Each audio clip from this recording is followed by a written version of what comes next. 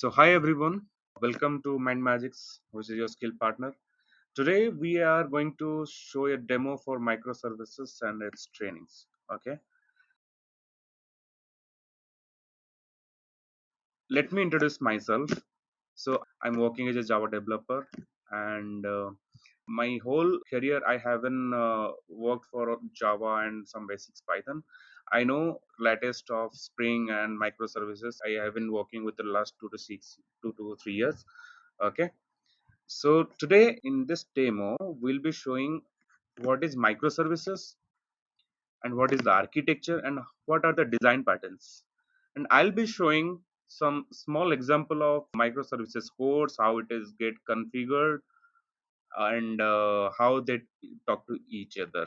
So basically, this video is on the small demo regarding microservices and this architecture. What is microservices? What is the architecture of microservices? And I'll be showing you what are the examples of small microservices and how to configure it. Okay, and in whole course we have some course outline.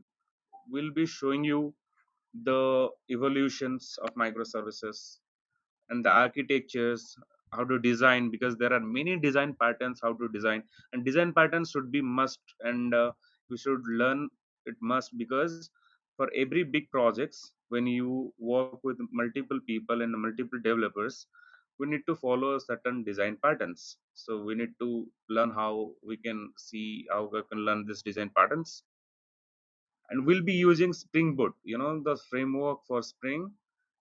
We'll using Spring Boot with the microservices, and we'll be using RESTful web services because SOAP is nowadays is outdated kind of thing. Everybody is using RESTful web services, so we'll be going through RESTful web services with Spring Boot and microservices. Then afterward, I'll be showing you how to do authentication and security in microservices, tastings, and how you do the logs and analysis in the microservices. Okay, then this docker is a container where we store our services, and these are some advanced word we'll be learning about that. Jenkins is a CI/CD tool. Like, we create our microservices and we need to store it in a cloud or in somewhere else, so that the API, or which is calling, let's say, Jenkins is a deployment tool. You could say like Jenkins, through Jenkins will deploy our microservices or any services which we wrote in our local, will deploy in the AWS or whatever the cloud infrastructure we use. So this is CI/CD. CI/CD means continuous integration and continuous deployment, which we use in Jenkins. Start coding and you start developing the application, and you just save it and it will deploy into the production, so you don't need to deploy manually. These are some different advanced topic. We'll be going through that, and in the end we'll practice and test the interview question for microservices. So these are the course outline for microservices, and I have added some add-on topics. I'll be letting you know what is the web service, what is the RESTful web service, and REST API with example of code and Spring Boot. In Spring Boot we'll be learning all the small annotations and how it helps with them, how it helps the microservice to be connected. Everything we'll be learning in our sessions. And in this slide I have provided some links which can help you out for your references. So you can follow this microservice IO, and for registering all service. So registering all services means the microservices will which will develop will need to store it in a registry or a server, right? So that server, for that I have given some reference to you. We can look into that, and I'll be making a small project regarding a microservice, like a shopping cart, where we have payments, where we have orders. Payment service and order service, see, these are microservice are different. Okay, payment is a service, order is a separate service. So these two services will talk to each other, and they will give us a cumulative of response which microservice stands for. Okay, I'll be showing you all the projects and architecture, And these are the lab setup, means you need to have some internet, good internet speed, at least 500 GB of STD and 16 GB of memory, or at least 8 GB of memory will be perfect for you. And I'll be helping with you with some certification like LinkedIn certification and IBM certification, because I have done all this certification on my own. So I'll try to make you get the certification also. So what he says, after completion of the course, we conduct a mock interviews to all the participants who wants to evaluate themselves for applying this job. Okay. So all our courses will be over and everything, course and lab will over. We'll be setting up your mock interview. Mock interviews will be taken by us to show how actual interview is will be there. Okay. So this is the final certificate which gonna be provided to you after you complete your whole course and successfully. Okay. So these are the introduction, small introduction I have show it to you as soon as possible. Let's move it to the actual thing, which is actual content. Okay. So I'm just gonna to share you like what is microservices and what is the topics which gonna be I will cover, and what is the principle, what is the design pattern. Okay. So at the beginning, we need to see what is microservices, right? So microservices, the word itself says its meaning. Micro means small, services means small projects. So here you can see, I assume you guys have already some experience in creating small project with the Springboard or anything else. Okay. So if you are coming to microservice means you have already completed those. So I'm assuming you know those. So creating small services. So let's say this account is a service, inventory is a service, and shipping is a service. We have three services, right? When this account service is a monolithic application, inventory service is a monolithic application, shipping service is a monolithic application. Okay. So when we, let's say when we combine these three application into one application, that is a monolithic application. We are now talking about microservices. So one application we have break down to three services.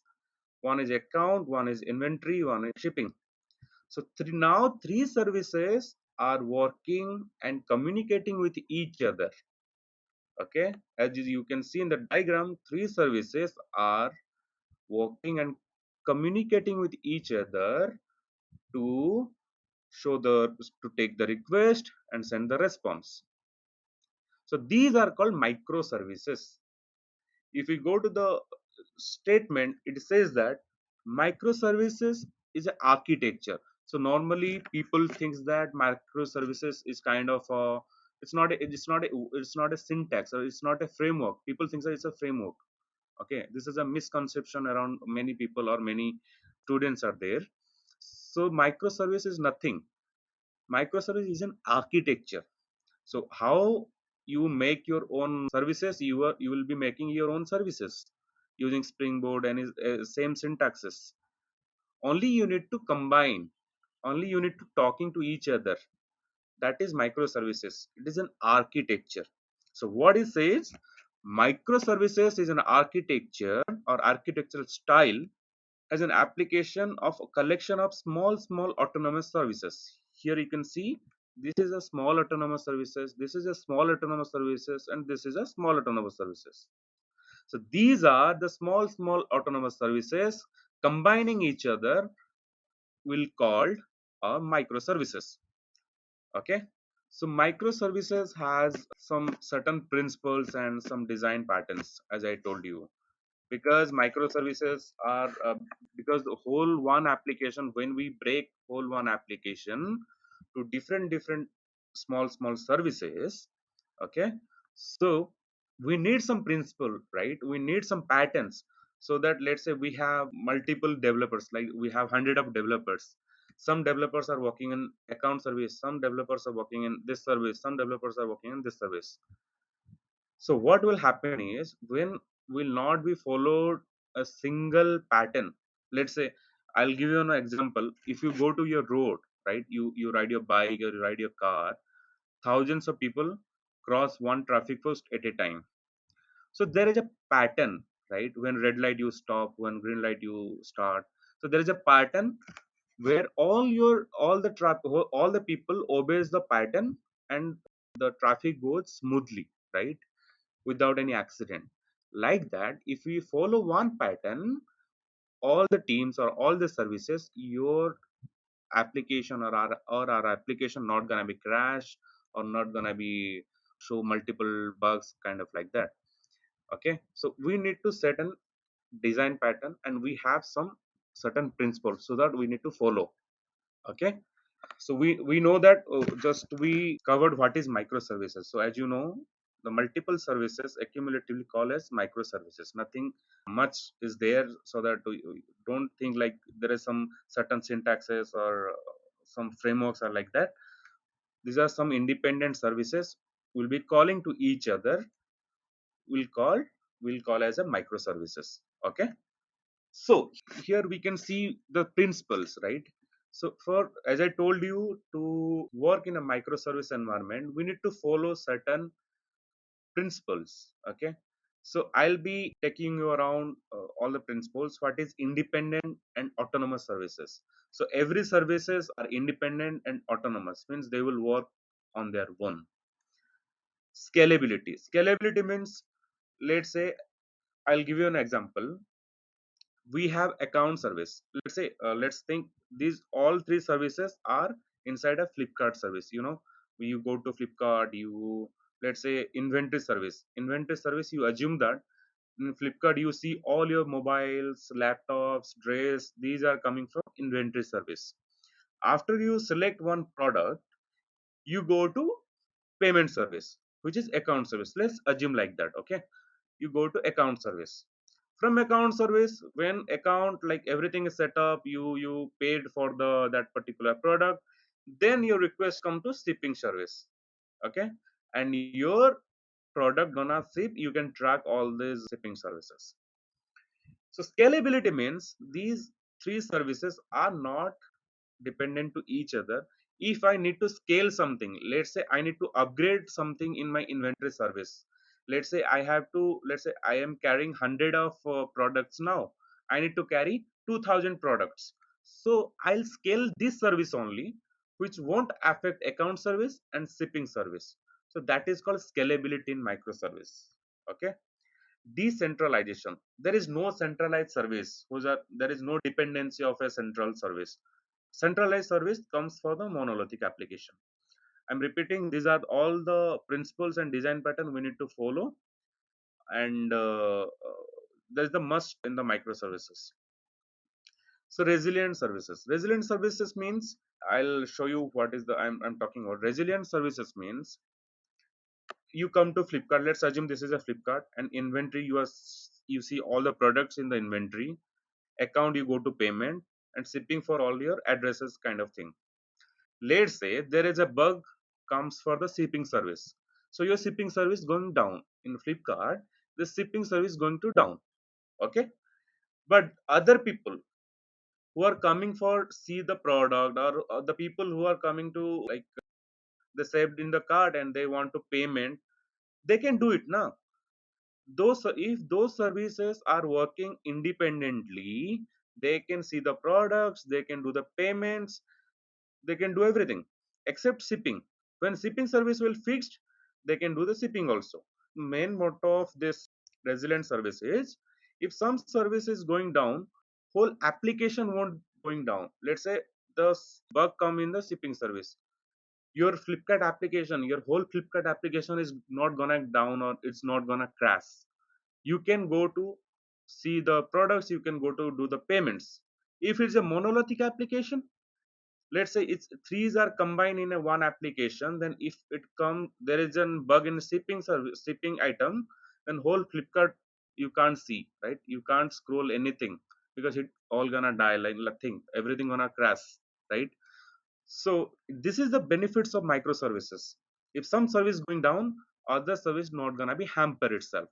Okay, We'll be talking about everything in the code and in the further session. These are the short sessions, so I'm doing the speed up. So these are real-time load balancing. Real-time load balancing means in the server we have the CPU and GPU. Okay, as per the request we can adjust our CPU and GPU, and we can do the load balancing as per the request.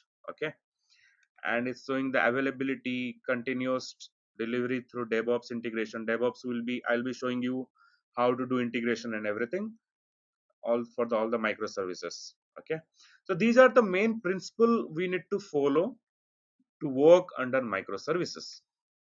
Next, we have design patterns of microservices. Okay, so we have many design patterns in our microservices, many design patterns. So let's talk about first design pattern, that is aggregator design pattern. Aggregator means in a computer world you can see like aggregator means we collect all the requests. Let's say there is a web page here. Okay, there is a web page here, and the request comes to the web page. That web page takes the aggregate request and sends to the services. It's the service B, service A, and these are the database structure. So aggregator pattern means all the requests will be collected and sent to the each services. This is a aggregator pattern, and I have given all the theories part here. You can go through also. And next is API gateway design pattern. See, we here in aggregator pattern we have some issues like if there is a certain different request, like we have different protocols, right? HTTP protocol, HTTPS protocol, there are many different type of request will come. So in aggregate pattern it will send all the requests to the services, or it gonna be crash, or it will show you some bad response or bad request. Okay, to avoid that we have next pattern, that is API gateway design pattern. API gateway design pattern says that the request which is coming from the client or the web page, it will go through the API gateway. Okay, API gateway will evaluate which request gonna send to which service, and the API gateway has some various functionality also. It can evaluate, it can authenticate the request itself. Let's say this client is not for our service, this client comes from different service. So API gateway can authenticate that this person is authorized to fetch our service details or not. So there are many functionality for API gateway. Will be looking forward that. Okay, so API gateway will evaluate which service to be, which the request, there is, let's say there is two requests is coming. Okay, the API gateway will evaluate which request to be sent to which service. And you can see there is a load balancer also, which will balance the load as per the request. As I told you before in the principle, it will, the CPU and GPU will be, you can increase the CPU and we can decrease the GPU as per the request. So all the load of the server will be balanced. Every request will be connected to our service, and everything, the flow will be in a smooth way. Okay, so these are the API gateway. We have several gateway. Mostly we use Joule gateway for this gateway purpose, which will handles all the requests and send back to the services, and that does the authentications also, and that does the load balancer, many things they do. So API gateway is the best way to handle all the requests. And again, these are some theory part, will be, you can go through this theory part also. Yeah, the next pattern is chained pattern. Okay, chain pattern means there are, let's say, assume there are three services are there: service A, service B, and service C. The request which comes to service A is dependent on service B, and service B request dependent on service C. We, these all scenario will be going through the full course, but I'm showing you the design pattern. What is the design pattern? So service A will be going to service B, and service B request will going to service C. After going to service C, the request fetched from the database all the details, and the service C will return to the service B, and service B will return to the service A. So these are a chained manner. You can see the arrows. These are the some chained manner. See, the requests are coming and the response are going. Service to service, service to service. Okay. So these are chained pattern. But there is a exceptional thing here. There is a con here. So the cons part is, if my request, let's say this is a client and it wants a data from service C, okay, he doesn't want data from service A or service B. He wants data from service C.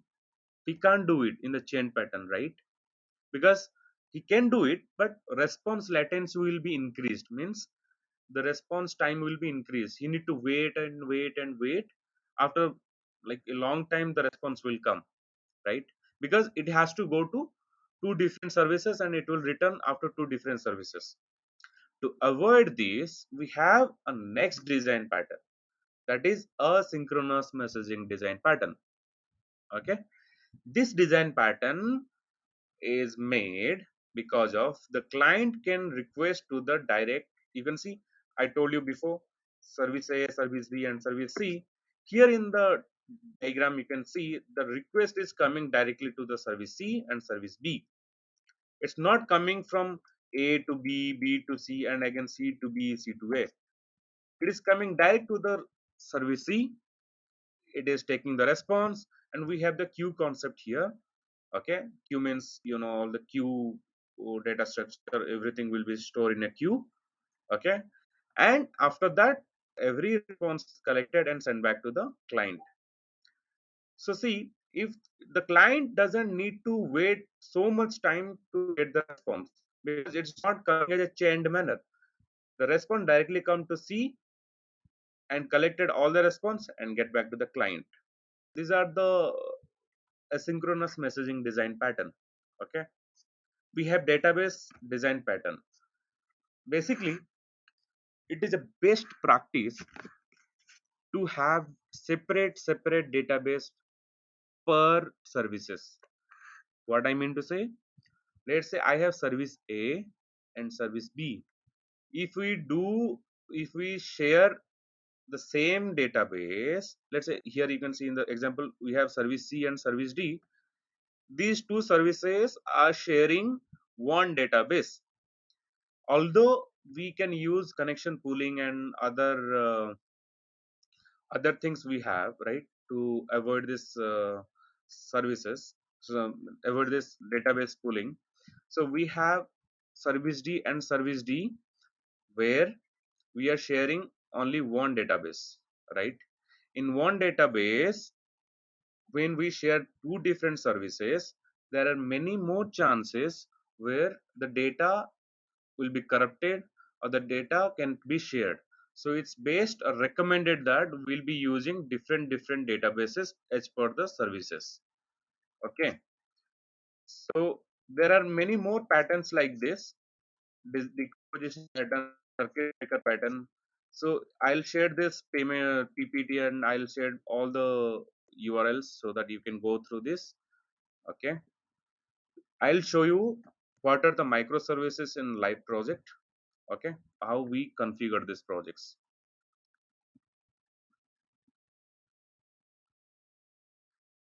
Let's say this is a project called SIC project. Okay, and this is our Joule gateway. I told you before that we have a gateway approach, right? Where is that? Let me show you once. This is a API gateway approach. What API gateway does? The client request, it collects the client request, it verifies, it authenticate. After that, it sends the request to the particular services. Okay, so here you can see we have a Joule itself. For the gateway request we use Joule. Okay, this is Joule gateway. What Joule gateway does, let's say I am sending a request. Okay, the request will come and check in our application properties. Okay, let's say I have a project called SIC, this one. Okay, this is the project. Okay, so it will map here because my SIC project, it has the port number is 8081. Okay, I have started that project, it is running into the 8081. Okay, the request will come to Joule first. It will check the in the URL we will be passing SIC to secure package. Let's say the URL will be like that. I'll give you an example. Let's say Joule gateway. Okay, Joule gateway is running on a port that, that is, give you an example. So Joule gateway, it is running on a port that is 8000. Okay, so my request will be, let's say https colon double slash localhost colon 8000. So 8000 means it is calling to my Joule gateway. Okay, so Joule gateway, first the request will come to the Joule gateway. Okay, after that I need to route this request to this SIC application. Okay, that SIC application is running on the port number 8081. I don't need to directly call this URL. I'm telling you again, I don't need to call this URL again. What we need to do is we need to expose only the name here, which is associated with the these properties. So I'll show you how we'll do it. We'll take this, we'll do like SIC, this one. Okay, if we go to SIC application, there are several endpoints. Okay, let's say the endpoint is called get payments, payment data. Okay, if we send this request, what will happen is the request itself, it come to Joule gateway, which I told you, the gateway. The gateway will map the second of here, this one you can see the service name. It will map the service name within the package, and it will redirect to the this one, that particular package itself, which is running into the 8081.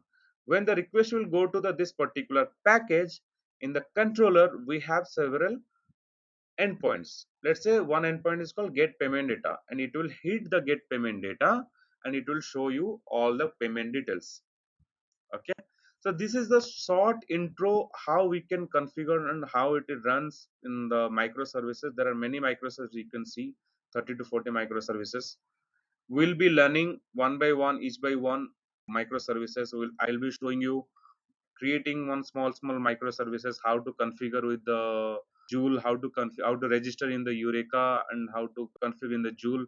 Everything we'll be learning coming forward. So this was a short intro or short demo about microservices. Thank you.